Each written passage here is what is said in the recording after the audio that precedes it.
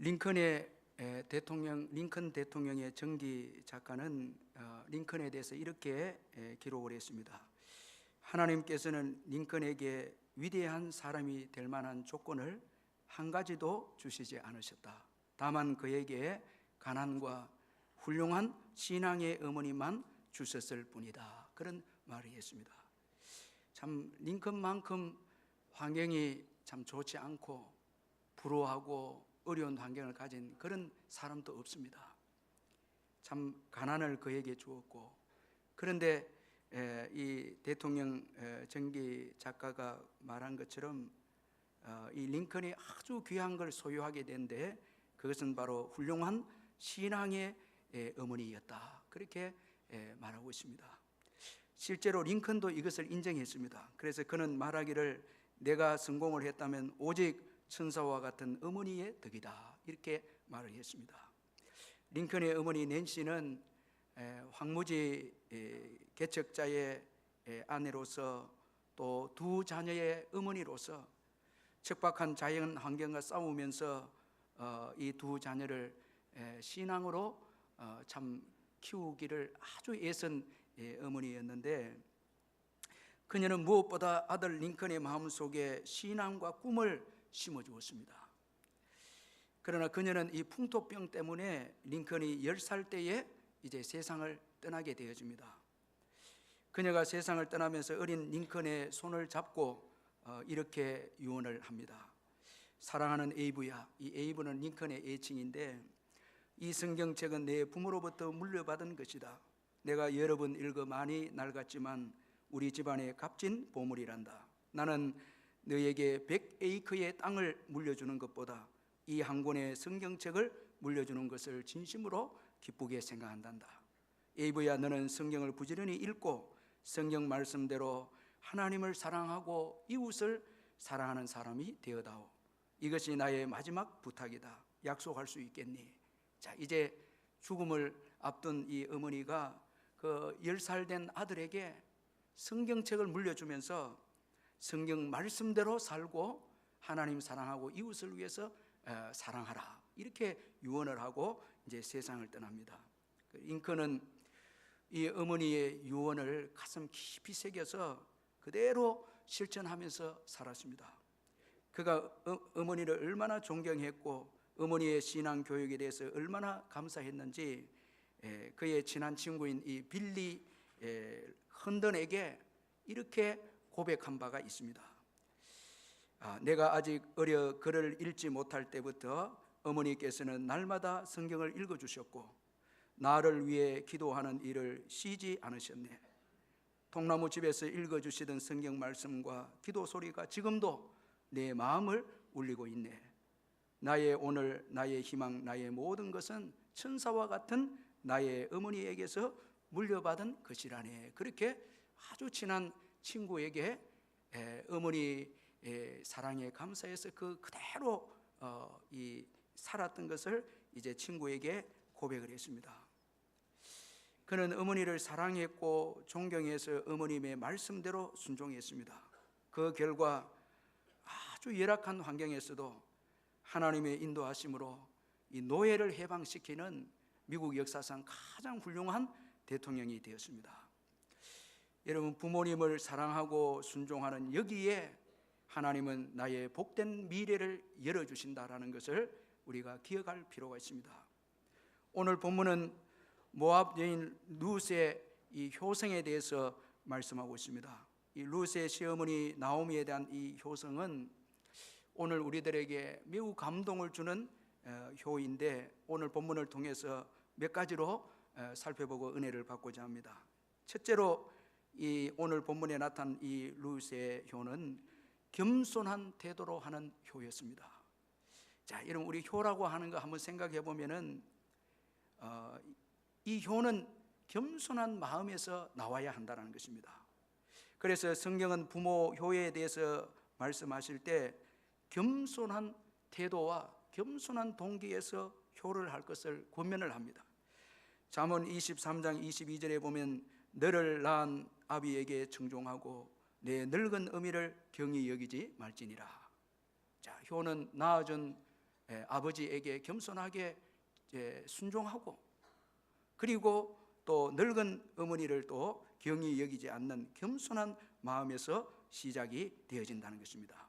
오늘 본문을 보면 이 룻은 시어머니와 유다 베들레헴에 함께 나와서 이삭 줍기를 통해서 효를 행합니다.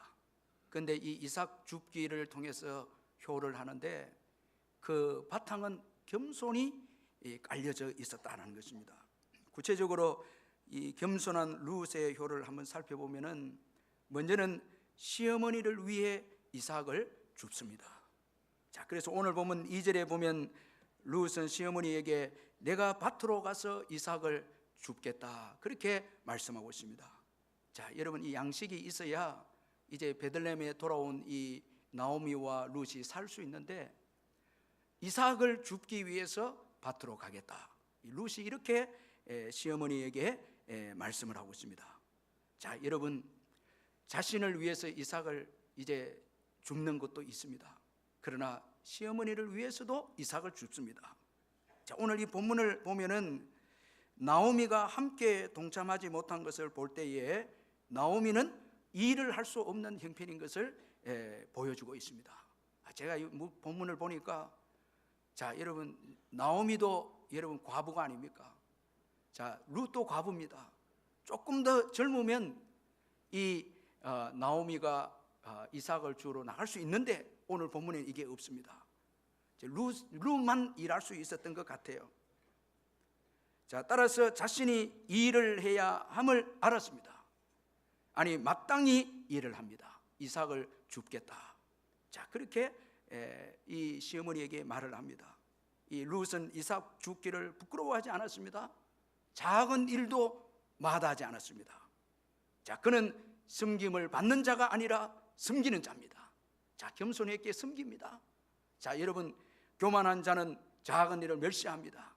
대접받기를 좋아합니다. 섬김을 좋아합니다. 저는 다른 교회에서 저희 교회에 오시는 분들, 정말 멋진 분들이 어떤 분인가 하면 아주 담대하게 식당에 가서 밥도 드시고 전혀 개의치 않고 자기 스스로 밥도 드시고 자기 스스로 모임도 찾아가는 분은 정말 멋진 분입니다. 이 겸손한 분입니다.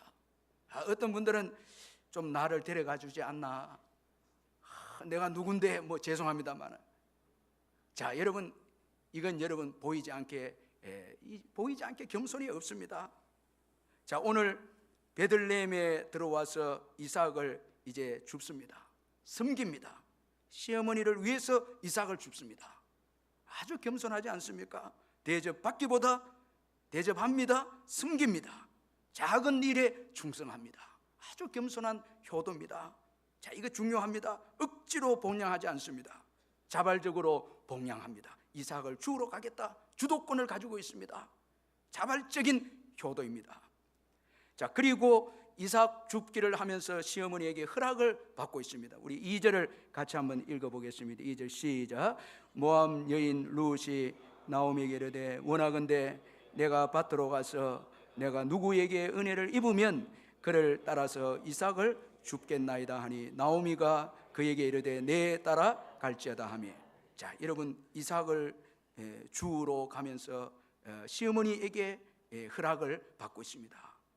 자, 모압 여인 룻이 나오미에게 이르되 원하건대 내가 밭으로 가서, 이 가서의 이 말은 어머니에게 정중한 허락을 요구하는 이런 그 의미의 단어입니다. 자, 여러분, 시어머니의 군의를 존중하는 룻입니다. 자, 여러분, 이 효의 시작은 부모의 군의를 존중하는 데서 시작이 됩니다. 그래서 에베소서 6장 1절에서 자녀들아 주 안에서 너희 부모에게 순종하라, 이것이 옳으니라. 부모에게 순종하라, 이것이 옳으니라. 부모의 권위에 순종하라는 거예요. 이게 옳으니라라는 것입니다. 자, 부모의 권위에 존중할 때 여기서 효가 시작이 되어집니다. 자, 그리고 또한 감사함으로 이삭을 줬습니다. 자, 여러분, 오늘 2절에 보니까 내가 누구에게 은혜를 입으면, 내가 누구에게 호의를 받으면 이삭을 줍겠습니다. 여러분, 이 굉장히 귀한 고백입니다. 누구에게 은혜를 입으면, 호의를 받으면 내가 이삭을 줍겠습니다. 사실 여러분, 이삭 줍기는 이 가난한 자들에 대한 하나님의 배려입니다. 그래서 성경에 기록이 되어 있습니다. 이 추수 때에 좀 이삭을 흘러서 또 다 줍지 말고 가난한 자들, 과부와 고아와 나그네들을 위해서 이삭을 이렇게 줍지 않도록, 밭 주인이 다 줍지 않도록 그렇게 했습니다. 가난한 자들에 대한 하나님의 배려입니다. 그런데 여러분, 이거 당연하게 여길 수 있잖아요. 그런데 룻은 당연하게 여기지 않았습니다. 누군가가 밭 주인이 호의를 베풀면 내가 이삭을 주겠다. 이 귀한 마음이거든요. 당연할 수 있는데 당연하게 여기지 않고 감사합니다. 누구에가 사랑을 베풀면, 호의를 베풀면 내가 이삭을 주겠다는 거예요. 자, 여러분, 오늘 우리가 하는 일을 가만히 생각해 보면요, 이게 다 이 은혜고 감사합니다. 누가 허락했기에 내가 오늘 일하고 있는 거예요. 내 사업과 내 직장, 여러분 내 공부, 이건 누군가 허락했기 때문에, 자, 사랑을 베풀어 주셨기에 오늘 나의 일이 있는 거예요. 오늘 나의 이삭 줍기가 있는 거예요. 이거 잊지 말아야 됩니다. 여러분, 아멘 하시길 바랍니다. 내 노력과 내 힘으로만 하는 게 아니에요. 누군가가 도움이 있었기에 여러분 오늘 내 일이 있는 거예요. 자, 오늘 여러분 이 룻 보세요. 누군가가 호의를 베풀어 주었기에 이삭 줍기가 있는 거예요. 이 얼마나 겸손합니까? 이 얼마나 감사합니까? 그가 하는 자기 일에 누군가가 은혜를 베풀어 주었다라는 거예요. 자, 여러분, 최고의 호의와 은혜는 누가 베풀어 주었습니까? 최고의 호의는 하나님의 호의입니다. 이삭 줍기를 허락했거든요. 그 제도를 만드셨거든요. 하나님께서 이삭 줍기를 허락하셨기에 지금 룻이 이삭을 줄 수가 있다는 거예요. 이거 잊으면 안 됩니다. 오늘 우리가 이 신앙생활도 당연하게 신앙생활 하는 거 그거 아니거든요. 예배도요, 예수님의 보혈이 있었습니다.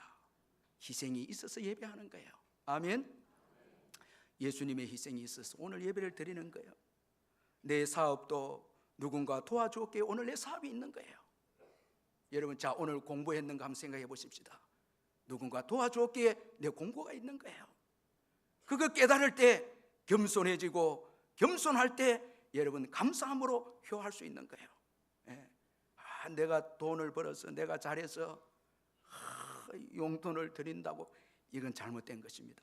다 하나님의 은혜고 부모님의 은혜로 오늘 내가 일해서 섬기는 것입니다. 자, 여러분, 오늘 이 룻이 그런 거예요. 누군가가 호의를 허락하면, 호의를 베풀면 내가 이삭을 줍겠다. 자, 이런 마음을 가지니까 룻이 모든 사람에게 사랑을 받습니다. 다 사랑을 받습니다. 그리고 주어진 이삭 줍기에 최선을 다했습니다. 우리 7절을 또 같이 한번 읽어보겠습니다. 7절 시작. 그의 말이 나로 베는 자를 따라 단 사이에서 이삭을 줍게 하소서 하였고, 아침부터 와서는 잠시 집에서 쉰 외에 지금까지 계속하는 중이니이다. 자, 여러분, 이삭 줍기에 최선을 다하는 이 룻입니다. 아주 작은 일에 최선을 다합니다. 부지런합니다.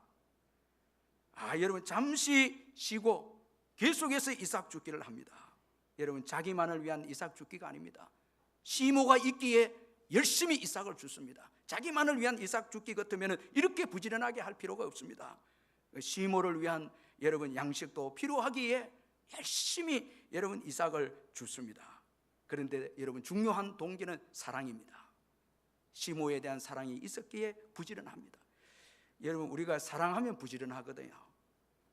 사랑의 대상을 만나면 열심히 여러분 부지런히 그렇게 일하고 또 부지런히 사랑하거든요. 야곱을 한번 보면은, 구약의 야곱을 보면은 라헬을 보는 순간에 아주 여러분 열심히 일해서 7년을 일해야 결혼을 하는데 7년을 수일처럼 여기고 부지런히 일합니다. 그리고 또 7년을 일합니다. 사랑하니까 열심히 일하는 거예요. 자, 여러분, 오늘 우리가 하나님을 사랑할 때 하나님을 위해서 열심히 봉사하는 거예요. 여러분, 오늘 하나님에 대한 열심이 식어지고 의무감이고 마지못해서 봉사하고 있다면 하나님에 대한 사랑이 식어진 거예요. 자, 우리가 처음 예수 믿었을 때 주님의 사랑을 경험하고 주님을 사랑할 때 얼마나 부지런했습니까? 새벽부터 주님께 몸과 마음을 드립니다. 헌신합니다. 그런데 사랑이 식어지면 봉사도 사명도 모든 게 식어져 버리는 거예요. 사랑이 부지런하게 만드는 거예요. 부모님에 대한 사랑도 있을 때 효가 부지런하게 되는 거예요. 사랑함으로 부지런한 효가 나오는 거예요. 자, 이거 우리가 잊지 말아야 합니다. 그런데 오늘 우리가 이 본문에서 기억해야 할 것은 룻의 사랑이 있기 전에 시어머니 나오미의 사랑이 먼저 있었다는 것입니다.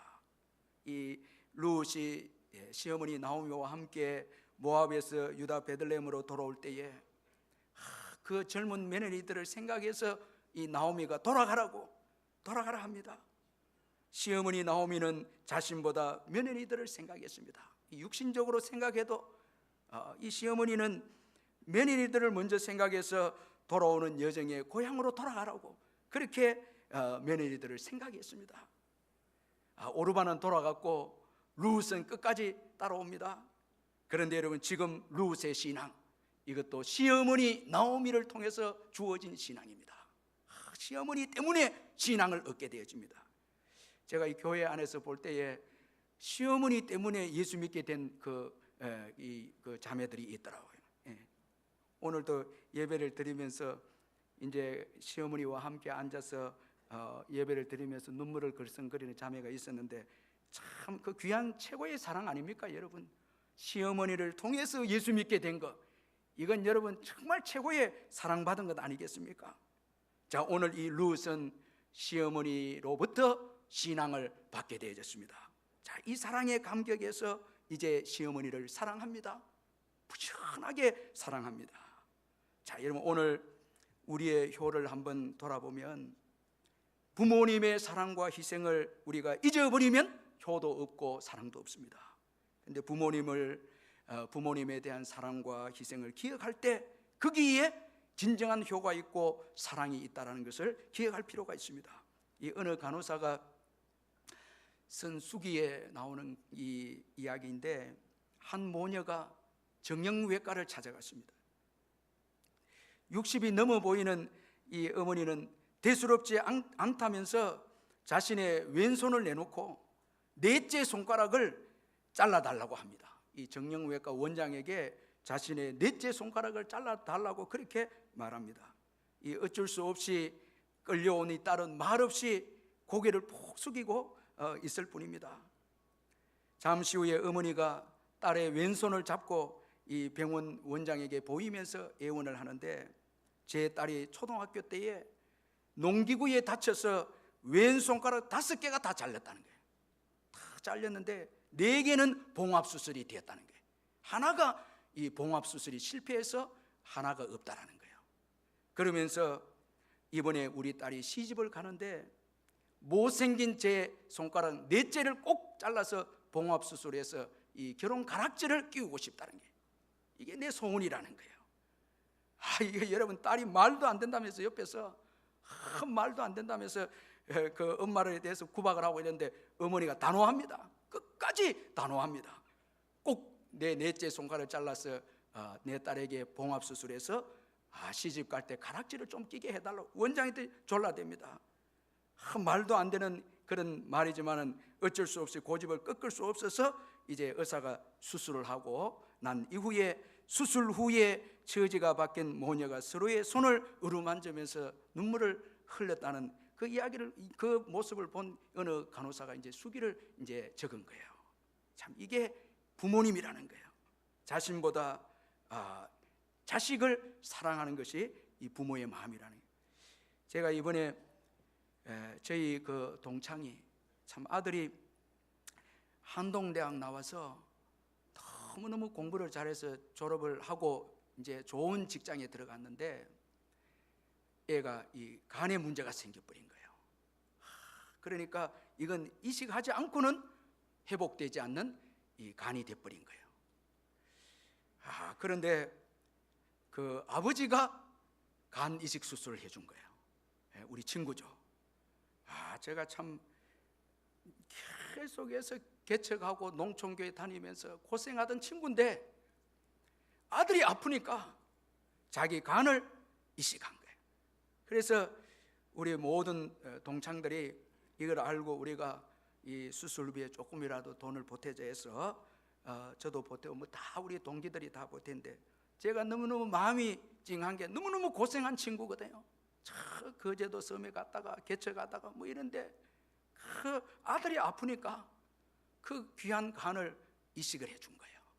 이게 참 부모고 아버지구나, 그렇게 생각이 되어졌습니다. 이번에 우리 강길 집사님이 어제 저에게 어머니 김유래 집사님이 이제 시인인데 그 시집을 한 권 저에게 주었는데, 제가 그 시를 좀 어제 와서 설교 준비하면서 좀 읽었는데 너무 이제 참 어머니의 마음을 몰랐구나, 참 이 부모님 마음을 참 몰랐구나 깨닫게 되어졌는데, 그 김유래 집사님 그 시 제목이 여든이라는 제목이에요. 참 제목이 참 좋은 것 같아. 이제 팔순이 돼서 시집 두 번째 시집이 나온 것 같아.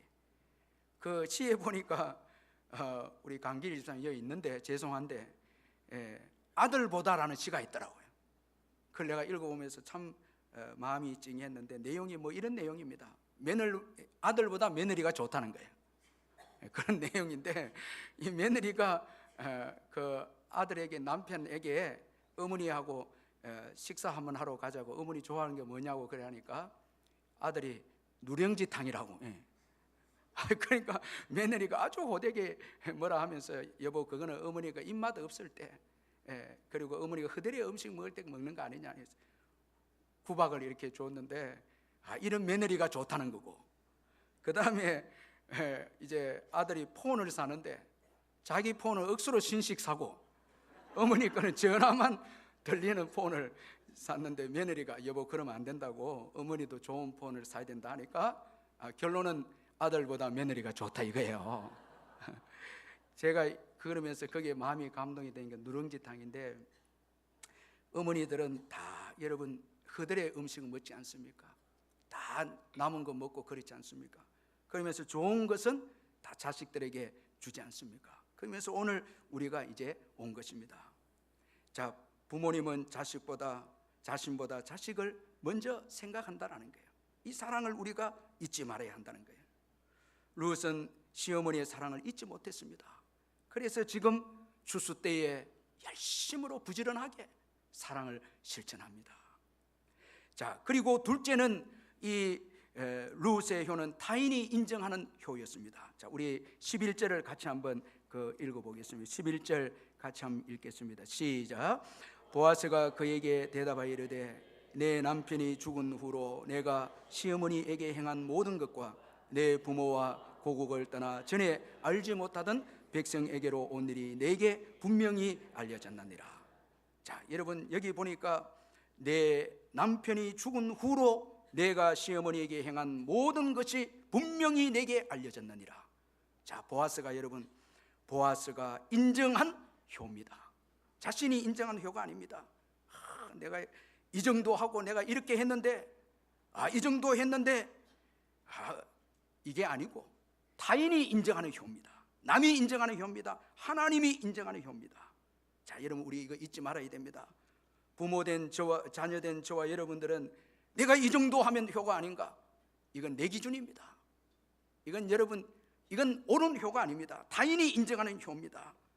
보아스가 여러분 이 룻의 효를 인정하고 있습니다. 여러분 어떤 효였기에 타인이 알아주는 효였습니까? 먼저는 혈육을 초월한 효입니다.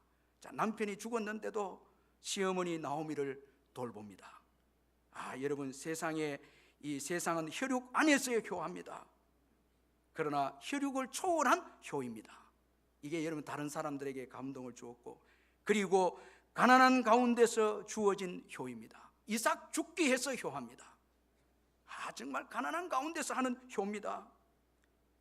여러분 재산이 많아서도 아니고 성공해서도 아니고 이삭 죽기 하면서의 한 효입니다.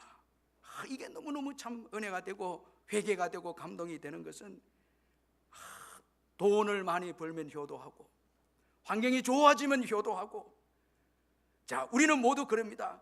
내가 지금 바쁘니까 효를 못하고, 돈이 없으니까 효를 못하고, 가난하니까 효를 못한다. 이건 성경적 효가 아닙니다. 여러분 성경적 효는 가난한 가운데서 하는 것입니다. 자기에게 주어진 것을 통해서 효하는 거예요. 이삭 죽기를 통해서 효합니다. 자, 그런 거로 여러분, 우리 부모님들도 기억해야 될 것은 자녀들의 형편에 따라서 주어진 효를 귀하게 여겨야 합니다. 여러분, 절대 남하고 비교해서 저 집에는 이렇게 해주는데 너는 왜 이것밖에 해주지 못한, 이건 안 되거든요. 이건 아닙니다. 자, 이삭 죽기 한 가운데서 주어진 효입니다. 그걸 여러분 귀하게 얘기합니다. 제가 이번에 우리 지역 주민 초청 잔치하면서 1223명이 왔는데 1200명이 왔는데 전부 거의 어르신들이에요. 식사를 하는데 제가 너무 놀란 거는 너무 맛있다 하는 거예요. 전부 다 어르신들이. 너무 고맙다는 거예요. 어떻게 이렇게 만들었냐 하는 거예요.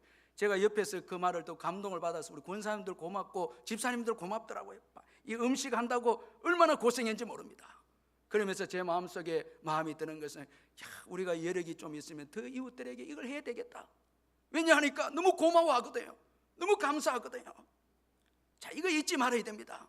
오늘 우리 부모님 분들, 부모님들, 우리 자녀들이 효를 할 때에 무조건 감사하면 됩니다. 아까 제 용돈 많이 줘서 감사하다고. 그러면 더 주는 거예요. 더 드리는 거예요. 그냥 미소만 지으면 됩니다. 화낼 필요도 없고요. 저는 이 어버이 이 주일 때마다 아버지가 생각이 나는데, 이 새벽에 들어갈 때마다 아버지가 방에 한 번씩 나와서 거실에 있는 저를 볼 때면 딱 한마디만 하시고 들어갑니다. 수고 많았지, 고생 많다. 딱 이 말만 하는 거예요. 참 얼마나 위로가 되는지. 교회에서 파김치가 돼서 들어가면 딱 그걸 아시고 딱 나와서 딱 한마디 합니다. 자기를 위해서 말한 것도 하나도 없습니다. 수고 많다고 몸 생각하라고 딱 그 말 하시고 들어가서 그 다음 주무십니다. 참 너무너무 두고두고 생각해 볼 때 참 귀한 아버지고 너무 위로가 되는 말입니다. 자, 그리고 여러분, 신실한 효입니다. 남편이 살았을 때나 죽었을 때나 변함없는 효입니다. 그리고 행함이 있는 효입니다. 자, 이 오늘 룻기에 보면은 이 룻의 효가 행함에 대해서 강조하고 있습니다. 이 11절에 보니까 내 남편이 죽은 후로 내가 시어머니에게 행한 모든 것, 이렇게 돼 있고 12절에 보니까 여호와께서 내가 행한 일에 보답하시기를 원한다. 이 행함이 있어야 이게 효라는 게, 남이 인정하는 효가 될 수가 있다는 거예요. 마지막으로 이 룻의 아주 귀한 이 효는 신앙 안에서의 효입니다. 이게 탁월한 룻의 이 효입니다. 저는 이 룻의 최고의 귀한 효는 나오미 품에 오벳을 안게 해준 거, 안게 해준 거, 이 안도록 해준 거. 자, 여러분, 이거는 누굴 안게 해준 것입니까? 예수님을 안게 해준 거예요. 이게 최고 귀한 효입니다. 자, 나오미로 하여금 예수 믿게 한 거예요. 예수님을 의지하게 한 거예요. 이 오벳은 여러분 다윗의 할아버지고 다윗은 예수 그리스도의 조상이 아닙니까? 나오미의 품에 여러분 예수님을 안게 해준 거, 신앙 안에서의 효입니다. 자, 어떤 부모님은 이 돈이 많은 자식들의 집에 가서 호강을 하고 돌아오시는데 신앙을 다 잃어버리고 올 때가 있습니다. 옷은 좋고 뭐 음식도 맛있게 먹는데 기도도 잃어버리고 그리고 천국에 대한 소망도 잃어버립니다. 근데 어떤 부모님은 가난한 신앙의 자녀들 집에 갔는데 기도가 살아서 옵니다. 신앙이 살아서 옵니다. 제가 이 아일랜드 선교 갔을 때 그 간증을 계속했는데, 이 할머니가 사랑을 받고 우리에게 사랑을 베풀고 우리에게 요구를 하는데 딱 한 가지 요구합니다. 찬송해달라는 거예요. 제가 깜짝 놀랐습니다. 우리 나를 둘러서서 찬송해달라는 거예요. 그래서 우리가 함께 둘러서서 네 주는 가까이 찬송했는데, 마지막 천국을 가는 여정에 있어서 최고의 효는 신앙 안에서의 효입니다. 부모님이 천국에 무사히 갈 수 있도록, 은혜롭게 갈 수 있도록, 신앙으로 갈 수 있도록. 여러분, 오늘 나오미에게 오벳을 안겨준 것처럼, 예수님을 안겨준 것처럼 예수 잘 믿고 건강하게 천국의 소망을 가지고 사시다가 복된 천국으로 들어가게 하시는 것, 이건 최고의 효인 것입니다. 여러분, 이거 우리 자녀들이 잊지 말아야 합니다. 그래서 이 신앙 안에서의 효는 성령의 충만함이 이거 받지 않고는 할 수 없습니다. 에베소서 5장에 보면 성령의 충만함을 받으라 난 이후에 부부 사랑에 대해서, 부모 공경에 대해서, 신앙, 자녀 신앙 교육에 대해서, 직장 생활, 성령 충만을 받아야 가능하다는 거예요. 여러분, 성령의 충만함을 받을 때 부모를 보지 않습니다. 주님을 보고 효도합니다. 여러분, 성령 충만 받지 못한 부모만 보면 우리의 힘으로는 효할 수 없습니다. 그러나 주님을 바라보고 주님이 주실 상을 바라보고 오늘 우리에게 주신 부모님을 섬길 때 거기에 위로가 있는 거예요. 여러분, 왜 효가 부족한가 하면 자꾸 부모만 보니까 그렇습니다. 나는 이렇게 하고 이렇게 했는데 왜 저렇게 불평이 있을까? 이렇게 되는 거예요. 이제 다 내려놓고 주님만 바라봐야 됩니다. 아멘. 주님만 바라보고 효하는 것입니다. 여기에 하나님이 도우셔서 여러분, 우리로 하여금 온전한 효를 감당하게 하신다는 것입니다. 자, 여러분, 이 룻의 효는 아주 탁월한데 하나님께서 이런 룻에게 이 룻기 2장에 복을 주시는데 이삭을 주우러 나가는데 우연히 보아스 밭에 이르게 되었다. 그렇게 성경은 말씀하고 있습니다. 자, 여러분, 효하는 그 길에 하나님의 도우심이 있습니다. 이 보아스와 결혼하게 되고 나중에 보아스를 통해서 아들을 낳게 되고 그리고 그 아들을 통해서 예수님이 오게 되고 룻은 예수 그리스도의 육신의 조상이 되는 아주 귀한 믿음의 반열로 세워지는 축복을 받게 되어지는데 효하는 가운데 하나님의 임재가 있었고 하나님께서 인도하시는 은혜가 있었습니다. 여러분, 혹시나 이 시간에 이 땅에서 여러분 잘 되기를 원한다면 부모님을 공경하시기를 주님의 이름으로 축원합니다. 에베소서 6장 2절 3절에 내 아버지와 어머니를 공경하라. 이것은 약속에 있는 첫 계명이니 이로써 내가 잘되고 땅에서 장수하리라. 그렇게 말씀하고 있습니다. 오늘 본문에 보아스가 룻에게 한 말을 우리 기억하십시다. 12절에 여호와께서 내가 행한 일에 보답하시기를 원하노라. 부모에게 행한 일에는 하나님의 보답이 있습니다. 기도하겠습니다. 우리 같이 말씀을 생각하면서 한번 기도하겠습니다.